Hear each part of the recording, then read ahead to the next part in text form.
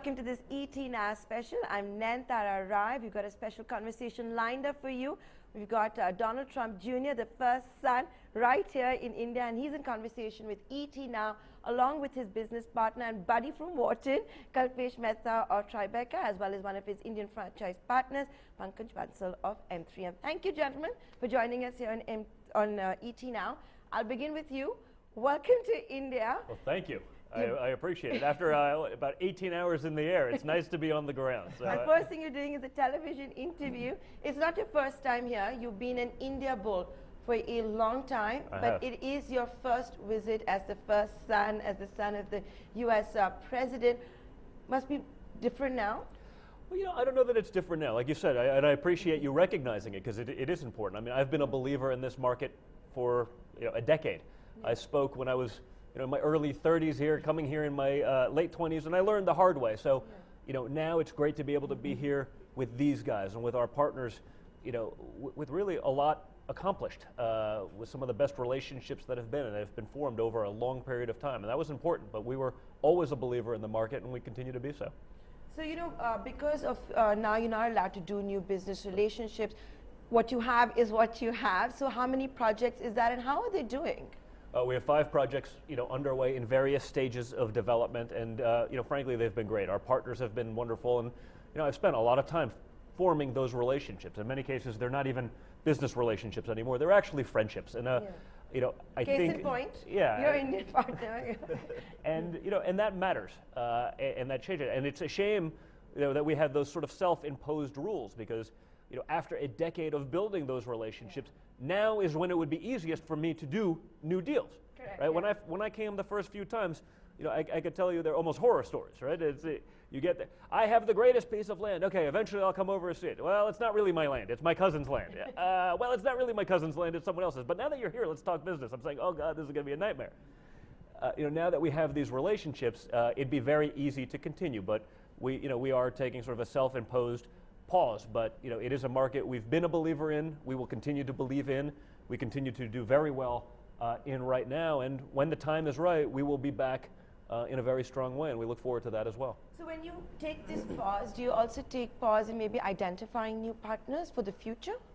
Listen, I think life and business are about network, right? So and networking. So we continue to do that. We're not going to talk about new deals because it's not realistic, right? If my father is in there for 3 or maybe 7 years, you don't start talking about a deal because that's the life cycle of an entire project, right? They're not going to hold off a project for that amount of time to not go forward. That said, as you meet people, and again, we have 5 great and different partners right now. Many of them we were in talks with, frankly, before my father won the presidency in some stage of a deal that we then said, hey, sorry, we've been talking for a year, we're not across the finish line, we can't do it now going forward. So there was quite a bit of cost to us, not just an opportunity cost of the future, but in things that were actively underway, Financial but not cost. yet finished, not yet finished, that we had to then turn down. But again, I think because people recognize that we were very bullish on the market, that we were here early, it wasn't just the new trendy thing to do, that we'll be able to start back up when the time is right, without a lot of the barriers because we have sort of broken through them already. I like the fact that you were honest enough to say that when you first came here, it was a struggle. Everyone said I have the best land, it wasn't their land. How much more difficult was it to begin doing business in India vis-a-vis the rest of the world? Well, listen, I think the emerging world is difficult to begin with.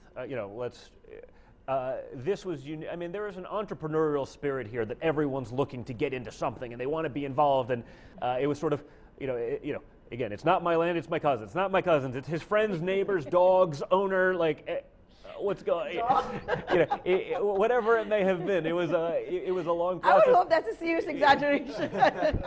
Only slightly, only slightly. But what it did was it sort of forced you to really learn the market intimately. And I think in the end, while it may have been an inconvenience the first few times you go home and saying, "What just happened?" It allowed you to weed through that much better in the future, to do your diligence in a different way, understand who the players were, and then once you got with these guys, then it was great. And so it makes you appreciate the friendships and the partnerships that we have, both with obviously Kalpesh and Pankaj and Panchil and Loda and IREO and the other guys that we've been able to form those great relationships with. And so now we're playing at a level where we're with the best of the best.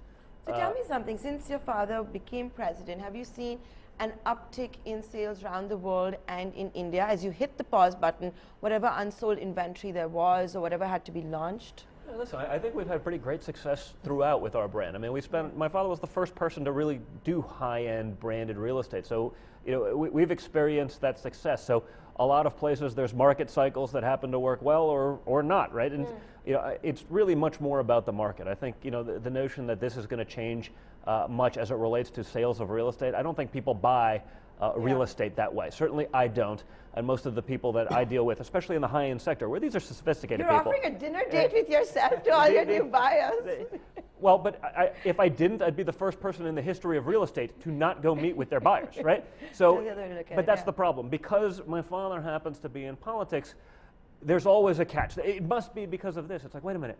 I'm functioning as a real estate developer. That's what we do. Now, we do have the luxury of being a brand and being out there, but we've been a brand for 30 years. Yeah. We've been a known entity that way for a long time. I mean, I keynoted speeches here at real estate conferences when I was in my early 30s, probably when I knew a lot less about real estate than I do today. I was able to do that, and we hadn't even thought about politics then. Okay. But again, there becomes sort of a narrative where it's very easy to say, well, this is only because of this, which really discounts the work that my father and then myself and my siblings did, building the company certainly as an international brand over the last few decades. So Kalpesh, how difficult or easy was it to convince to get Don Jr. to come to India, for the Trumps to come to India? I think Don was already convinced when we met. I think what helped was Don had experienced challenges, as he just described, coming to India, and with Tribeca, he found a partner that understood them, understood the market, could sort of transmit and translate the risks, and just help Trump make sort of better decisions here. So it wasn't difficult at all to convince Don to be here. Yeah. And I think I was a believer, but it was helpful to have someone that, I mean, we went to the same school. Yeah, we you went trained the same together. way. I think frankly the language barrier is great because you don't have that you have elsewhere in the world. But we really spoke the same language, coming from a similar mindset, and so it was able to get through some of those hurdles. And simplify the process for me, which made things much easier, and it's, again, why we have the great relationship we do. You are in India both. How have the sales been in India for Trumps? They've been great. I mean, I'll let these guys talk about the specifics, on their projects. But, again, I think people see that. They also recognize that for us, the greatest investment we can have in a project is our brand, right? That's what matters most, because you mess up once, and it's shot forever, right? It's not just a business model, it's not just the economies of that deal, it's what you could then do in the future. And so I think for us to be able to come in and partner with great developers, I think also still gives buyers an extra level of comfort that I think is happening somewhat in the regulatory process as well, where they've really tightened down and made that better. But I think it gives the buyer an element of confidence that they may not have had and may not have experienced. Like in India, your project will finish, which is a big deal. They understand that, obviously there's an extra level of scrutiny, not only from me and from my team, but also from the outside world. Yeah. Right? There's a reason you're talking with me, and every time I've come to India, there's been an amazing, again, way before politics, there's been an amazing welcoming from the press and a curiosity about it. There's an extra level of scrutiny that people are watching what's going on. And it's a love-hate relationship, right? Depending. Either you're really politics, I would say it's more on one News, side. or you hate it if you're CNN, then you're fake news, right? Well, listen, from the politics perspective, there's more of a driven narrative than there is in business, and business that sort of speaks for itself. So, unfortunately, I've had to experience both. The business side is much more real. The political, there's sort of an agenda that everyone's looking to get to. And again, I got to experience that being the tip of the spear of the greatest political upset in history. But because no one in the media could believe how that could happen, how they totally missed it, they didn't see it coming, they still can't get over that, and have constantly tried to discredit it. Whereas I think incredible and historic things are happening to transform our country, which will in turn ultimately transform the world. Because the media also very often talks about how the business had failed. Which is ridiculous, right? You can do that, but they talk about, they don't talk about 700 successes, they'll take one failure. And anyone who's a developer, you can speak to anyone who's an entrepreneur. Yeah. If you don't have failures, guess what? you're not a success because you haven't done enough to actually experience this thing. I mean, I would say as a business guy, you have to have those. I've learned more in down cycles when the world is going, you know, the hell in a 2008 handbasket. onwards, Of course, yeah. but I thought I knew everything there was to know about real estate in 2006 because anything you did was great. Everything made money. Wow, this is the easiest. You know, everyone's dentist became a developer. 2008, 2009, that's different. So I remember during those times, you know, I said, we got to do this, we got to do that, going to my father. He's like, slow down. He calmed you down? And ironic, because I mean, no one's, you know, in many cases more aggressive than him Yeah. at certain times, but he had seen it before, and he'd learned from it in the past. Don't be so glib. Just wait. If it sounds too good to be true, it often is.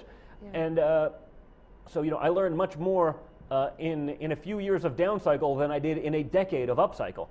And I think that remains true. So, you know, what people don't discuss is they don't talk about all the successes. We do, but that doesn't get picked up because it's much more interesting to talk about one small failure into this than it is to talk about, hey, there's a reason he succeeded at everything he's touched in life, whether it was real estate, whether it was entertainment, and certainly now politics. So, you know, but that's part of the ongoing battle. And do you take inspiration from that? The big shoes to fill in. I do. I mean, listen, it's incredible. If you look at the life story of what he's been able to do, the areas that he's been able to get into and succeed and to thrive and dominate, I mean, you know, who wouldn't be envious of that kind of ability, that kind of innate understanding of how things are? And it's really a vision. You know, he sees what's lacking. He sees what, you know, he saw what so many people missed in that last cycle, both, you know, from a political perspective as well as just from, you know, the average American. How can the billionaire developer from New York City, how can he understand more about what's going on in middle America in a rural blue-collar community than the politician that lives there and represents those people and still misses it? That is a gift, and it is special.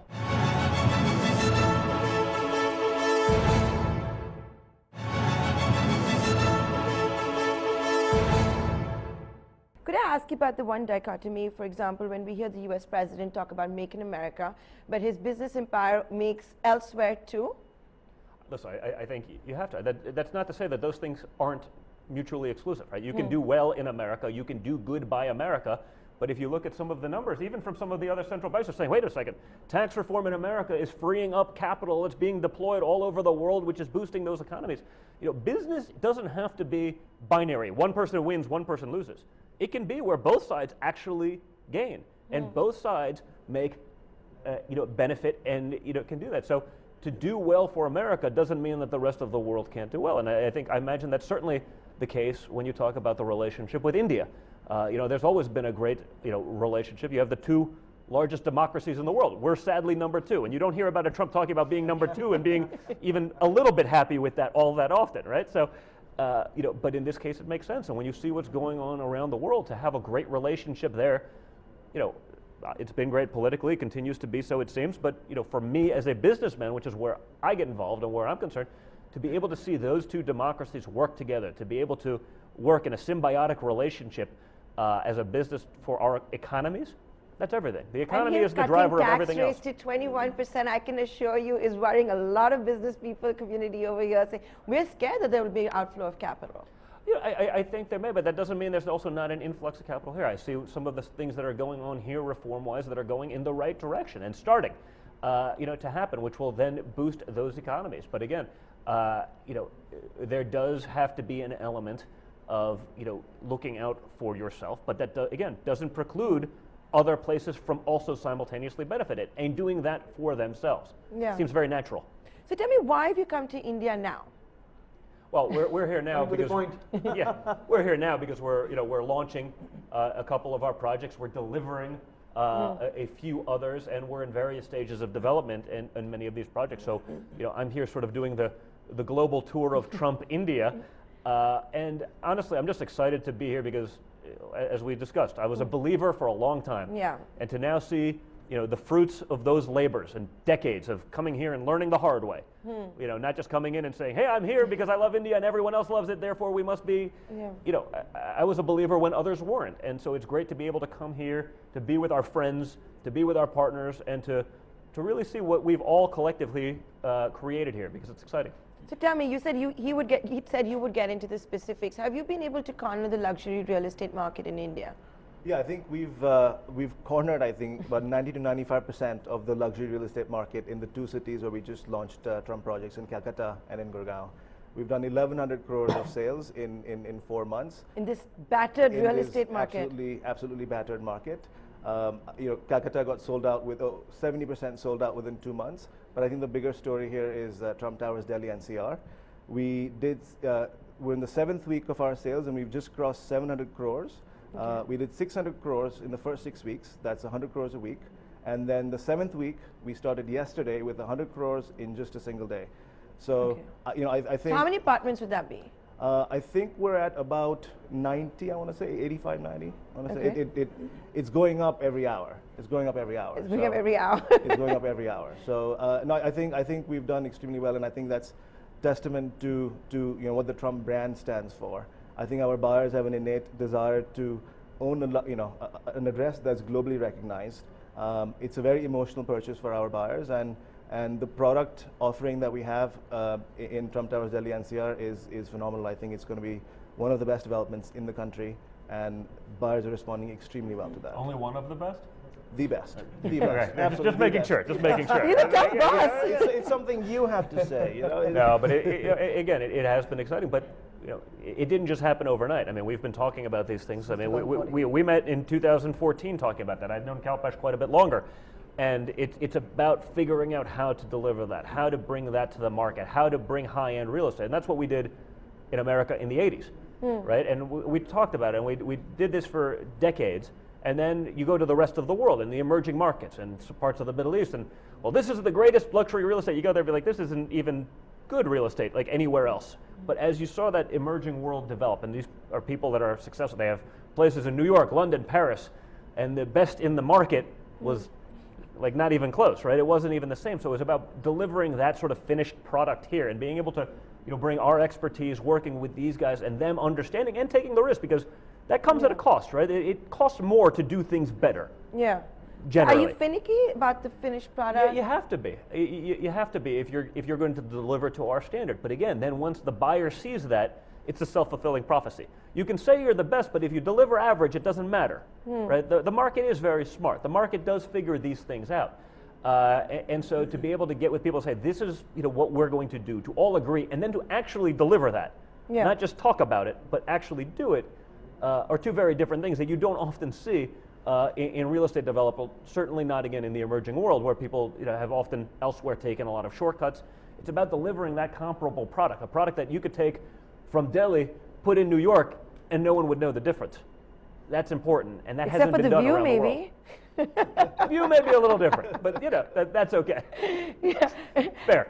But the problem also sometimes with luxury real estate is what about the return on investment? And I'm talking about from the buyer's perspective, right? There's always a fear that what if there is depreciation in price? And I think that is what has happened in the last decade as well. So when you go out and you sell all of these Trump properties, how do you ensure the buyers that, hey, this is only going to appreciate in the years to come? Well, listen, it's a more complicated question, right? You have to look at people's motivation. I mean, some people are buying places because they want to live in the best, and that's where they're going to be. Other people are investors. Some are both. There's a combination. I mean, for us, we stay involved in the projects. So we make sure that they're maintained a certain way. We've done that historically throughout our entire careers. Most developers, they want to build, sell, and then they want nothing to do with it anymore because they don't want to deal with the problems later on. For us, because our brand is attached to it, we do have to have certain maintenance standards to make sure that those buildings actually hold up, and it's not just we're in, we're out the second we've been paid, and then you go away. That's been an important part of our business model. Less so because of the financial aspect. That's usually most people want nothing to do with that, but because we're preserving a brand for the future, you have to stay involved. You have to make sure that that thing is still, 20 years later, is still a top building in a market. And I think our buyers have recognized that historically and have seen that, buildings that Trump Tower, buildings that are built 35 years ago are still, dominant forces within those markets, despite everything that's going on around, despite all the new technology in terms of building, they can still hold that position as a top tier asset. That's important, and I think people recognize that with us. So your construction better be top dollar. Absolutely. And just to support to what Don just said and also Kalpesh said, I mean, there was a time when real estate was considered to be the asset class. Now real estate is moving from an asset class to a more consumer product. And when it is the Trump, the pride of owning the Trump is what our buyers are looking at. I mean, having interacted with a couple of buyers, they just want to own Trump and keep it forever. It's not the Any asset famous class. personalities that have gone? Few. We Tell cannot us. disclose. Oh, you can't Cannot disclose disclose, it? few. Because we know in Pune, we know about a couple of Bollywood actors, Well, for example. we have a bunch, and we have historically. We don't talk about it. Again, we could do that because it'd be great marketing, but then those buyers may not want that out there publicly. So we have to refrain from that, and that's the respect that we try to give to our buyers. So, like everything else, it's not about taking advantage of the near-term opportunity. It's about the long-term cause and effect. And so sometimes you have to take a sacrifice today to be able to benefit in the long term, and that's the way we think as it relates to our projects. Don Jr., now we come to the fun part of the interview. We're going to do a rapid fire. This is the fun part. So not to be taken too seriously. So let's start. Who is your favorite Trump?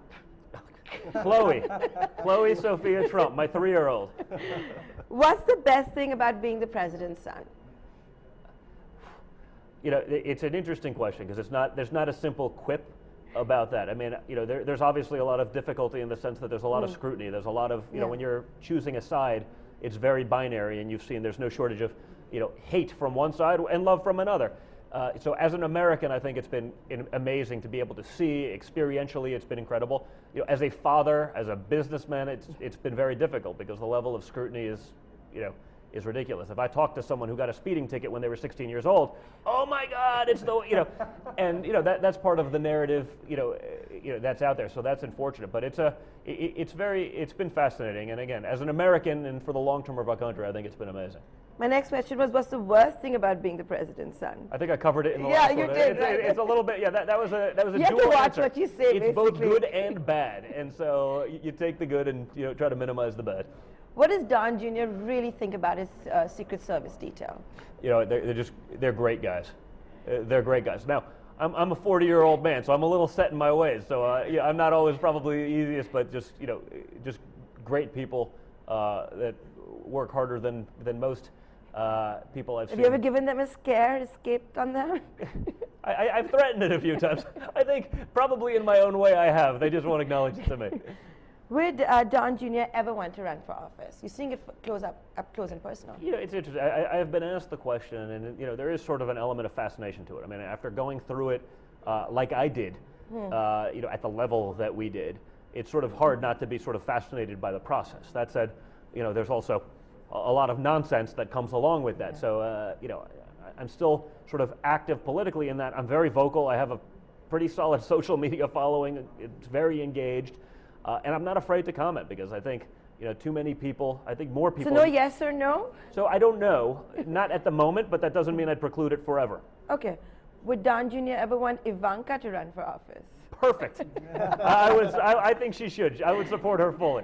That way I don't have to. If Don Jr. were not a real estate developer, what would he be? Ooh, I have no idea.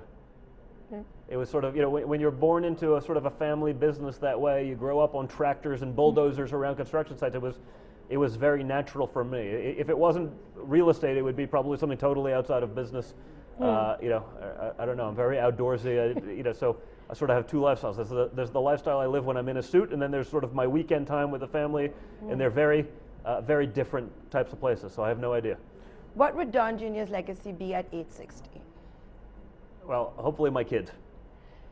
I have 5 incredible kids, and just trying to do whatever I can to allow them to do what they want to do in life, and for them to be happy. If I can achieve that, everything else is meaningless. It could also be a campaign. You haven't precluded the fact that you could run for office.